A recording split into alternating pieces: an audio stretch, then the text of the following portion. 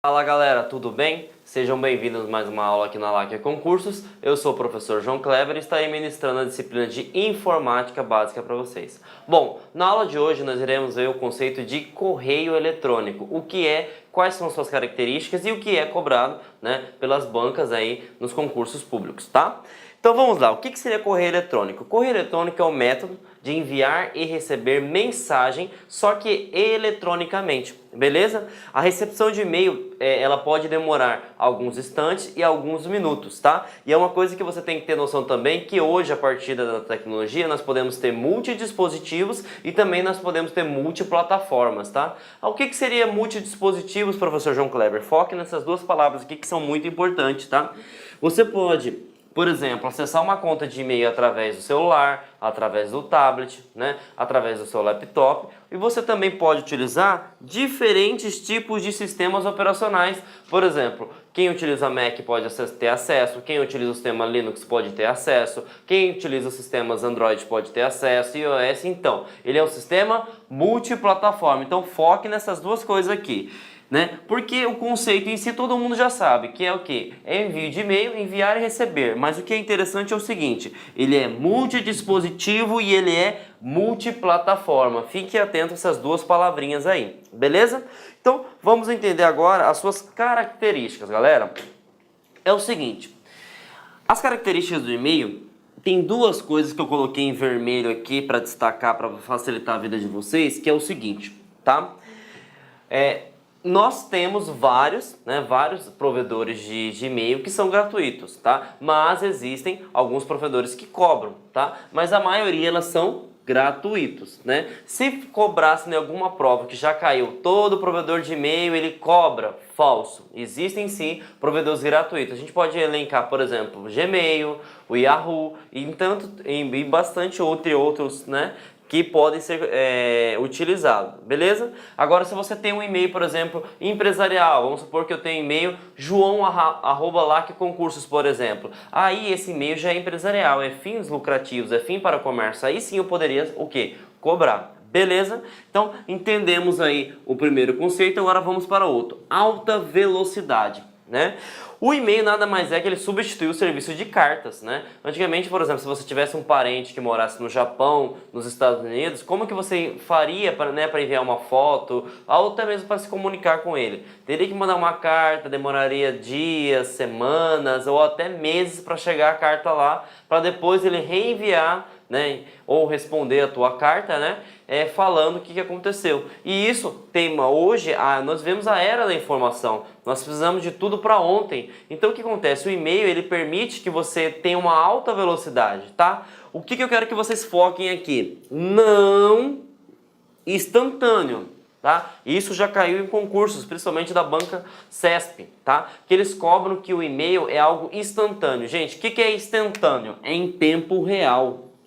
Tá? Você acabou de enviar, a pessoa recebe na hora, tá? Eu sei que muitas vezes você envia um e-mail, rapidamente a pessoa consegue receber, E já te responde. Só que isso pode demorar alguns instantes e alguns minutos. Em tempo real não demora nada. Um exemplo de comunicador instantâneo, por exemplo, seria o WhatsApp, Você envia na hora e chega na hora, diferentemente do e-mail. Então fiquem atentos aí, que o e-mail ele não é instantâneo, tá? Quem é instantâneo são o quê? Os comunicadores instantâneos. O e-mail é um correio eletrônico, tá? Foca na palavra, ele pode demorar alguns instantes e até minutos, por favor, beleza? E também ele serve para a gente transferir arquivos, envio de fotos, imagens, etc. Beleza? Claro que tem que ver se o seu provedor, aceita uma quantidade X de armazenamento, tá? Beleza? Então, entendemos que ele pode ser gratuito, Que algumas bancas falam que os correios eletrônicos, os provedores, eles têm que cobrar. Falso, Eles possuem alta velocidade, só que ele não é o quê? Em tempo real, ele não é instantâneo, tá? E também ele permite a transferência de arquivos, beleza? E aí vamos entender como que é feita a composição, de um correio eletrônico. Vamos pegar aqui primeiro um macete. A estrutura, de um e-mail, um endereço de um correio eletrônico é duas coisas, a caixa postal e o domínio, Para quem não sabe, a gente viu na aula de navegação, na aula de internet, que é o seguinte, o domínio nada mais é que um endereço na internet, né? E o que acontece? Vamos pegar o meu e-mail, profjoãokleber@gmail.com. Então, até aqui eu fiz até uma separação para ficar fácil para vocês entenderem, é o nome da minha caixa postal, tá? Uma coisa importante, o meu nome é João Kleber, tá? Mas eu poderia muito bem colocar, por exemplo, Prof. Zé, Prof. Joaquim, porque a caixa postal não é obrigatoriamente necessário que seja o nome ou faça referência ao dono da caixa postal. Foi o exemplo que nem eu dei de domínios para vocês, né? O Banco do Brasil é uma empresa, mas o domínio dele é BB. Então, não necessariamente a caixa postal tem que ter o mesmo nome ou alguma referência ao dono da caixa postal. Então, fiquem atentos, beleza? E aqui, depois do arroba, o Gmail seria o quê? O meu provedor de serviço, o meu dono do meu serviço, que seria Gmail. Mas eu poderia, por exemplo, estar aqui, @lacconcursos. Quem que seria o domínio? LAC Concurso. E aqui .com significa o tipo de domínio. .com a gente sabe que ele é o quê? Comercial. Então, fiquem atentos. Quando a gente compõe, né, um endereço de e-mail eletrônico, né, ele é composto pela caixa postal e ele é composto pelo seu tipo de domínio. Lembrando, a sua caixa postal não necessariamente, né, precisa constar, né, ou ser constituído pelo nome ou a referência à pessoa ou à empresa em si. Pode ser muito bem um outro nome qualquer. Beleza?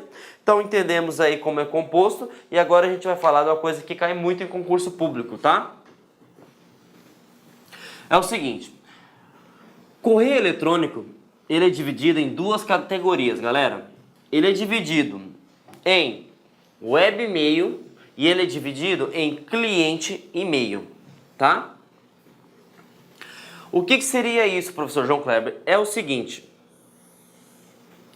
para que a gente consiga ter acesso ao webmail, necessariamente eu preciso de um dispositivo, até porque nós falamos que ele é multidispositivo, independente se for tablet, celular, computador, e nós precisamos ter acesso de algo chamado internet, tá? Sem a internet você não consegue fazer nada, beleza? Quando a gente se trata de webmail, beleza? Então ele é uma ferramenta online, tá? Então eu preciso da internet. Aí a gente pode citar vários exemplos, né? Gmail, Hotmail, Yahoo, né? Entre outros. E aí tem um outro tipo de correio eletrônico que a gente chama de cliente de e-mail, né? E aí esse cliente de e-mail, eu quero que vocês foquem numa palavrinha aí, programas. Professor, como assim programas? Existe um aplicativo dedicado para gerenciar esse seu correio eletrônico. Então aqui não existe um aplicativo, simplesmente você vai abrir o domínio, né, Gmail, Yahoo, e você vai colocar a conta que você tem, se a senha estiver correta com o seu login, você vai ter acesso ao seu correio eletrônico, né? E aí quem é responsável por fazer todo esse gerenciamento em si, né, seria o que? O próprio provedor de serviços. Aqui não. Aqui nós temos ferramentas, né, dedicadas para fazer esse tipo de gerenciamento, né? E aí existem várias ferramentas que eu vou citar mais na frente, mas os principais que a gente precisa estudar é o Mozilla Thunderbird e o Outlook, né? O Outlook na versão mais atual mudou de nome, agora virou só Windows Mail, né? Na versão Windows 10. Mas cobra-se muito o Outlook 2013 e 2016 também, então a gente tem que ficar atento, beleza? Então, quando eu tenho um cliente de e-mail, eu tenho um programa dedicado para gerenciar o correio eletrônico. Beleza? E aí eu coloquei outra palavrinha-chave aqui, ó, intranet. Por que eu coloquei uma palavrinha-chave que é intranet? É o seguinte, galera, quando nós utilizamos esses tipos de aplicativos, né, ele vai ficar alocado na sua máquina física.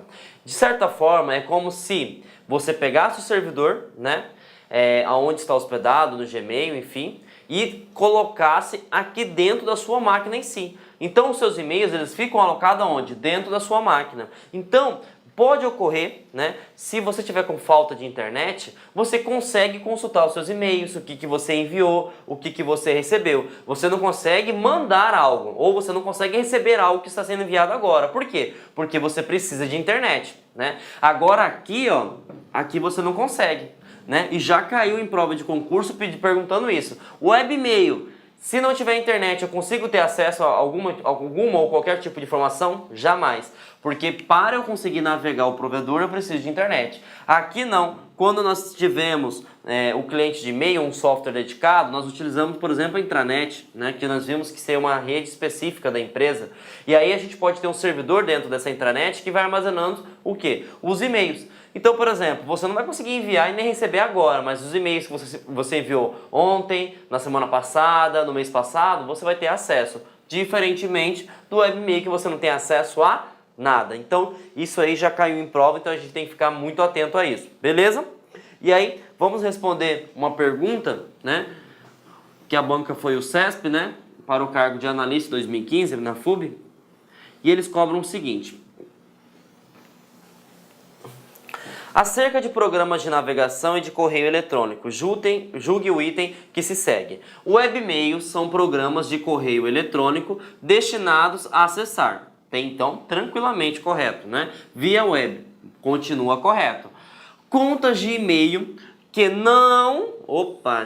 quando coloca não acesso, já sabe que ele quer confundir vocês. Que não podem ser acessadas por outros clientes de e-mail ou não baseadas em web. Pera aí. Ele está falando, né, que o webmail a gente pode acessar via web. Só que outras contas de e-mail que não podem ser acessadas por outros clientes de e-mail não baseadas em web. Peraí.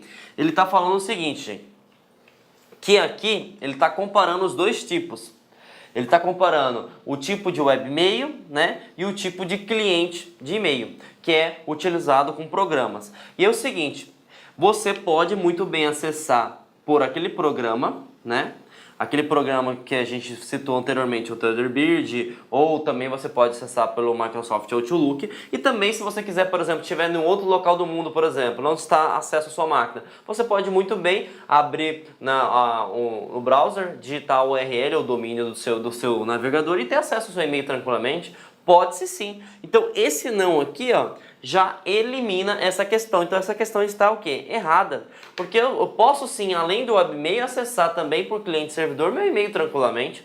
Até porque então o webmail precisa da internet para ficar atualizando e o cliente de e-mail também precisa da internet, né? Então, está errada essa questão aí. Beleza? Tranquilo, então. Vamos lá mais para uma próxima pergunta, né? Esse for para o órgão Telebrás, né? Para o cargo de analista, a banca examinadora foi o CESP novamente. E ele pergunta o seguinte: julgue o próximo item relativo à informática, né? Por meios de correio eletrônico, denominados webmail, os usuários podem acessar suas contas a partir de computadores com acesso à internet. Então vamos entender. Por meio de programas de correio eletrônico, aqui nós estamos falando que seria o quê? Um cliente de e-mail, né? Denominados webmails também, né? Os usuários podem acessar suas contas a partir de computadores com acesso à internet, tá? Então ele está perguntando o seguinte: eu posso acessar os meus e-mails, né, utilizando webmails com os programas de correio eletrônico? E aí ele fala o seguinte, né? Aqui, né, por exemplo, o webmail ele está fazendo referência a multidispositivos, tá? Como que eu sei que ele está fazendo referência a multidispositivos? Todo mundo no celular, né? Se for iOS, por exemplo, se for iOS ou se for, por exemplo... Olá, meus amigos, minhas amigas, sou o professor Luiz Antônio de Carvalho, estou aqui para fazer um convite muito especial para você que acabou de assistir a aula aí, um pedaço de uma aula demonstrativa do nosso professor do Lá Concursos. Nós aqui do Lá Concurso preparamos um super curso online, ponto a ponto do digital e super atualizado para o concurso da PM de São Paulo 2017, com um investimento com o melhor custo-benefício da internet, apenas 10 parcelas de R$ 25. Você vai ter o nosso curso completo, são mais de 210 videoaulas exclusivas para você, com professores top de linha e principalmente com um projeto pedagógico diferenciado chamado de Personal Coach. O projeto pedagógico que faz o aluno ter sucesso no concurso. Por quê? Porque ali vai organizar a vida do concurso. E papo reto com vocês, eu tenho certeza absoluta, se vocês cumprirem todas as nossas orientações pedagógicas, eu tenho certeza que você ficará super competitivo no concurso aí da PM de São Paulo 2017. Bacana? Legal. Ah, já ia esquecendo, você quer o material de apoio aí, o PDF que o professor está utilizando nessa aula, então é muito simples, vai aqui embaixo, clique aqui embaixo e faça o download gratuitamente desse material de apoio. Tá certo, meus amigos? Um forte abraço e espero vocês aqui no LAC Concursos. Fui, tchau. Clique lá.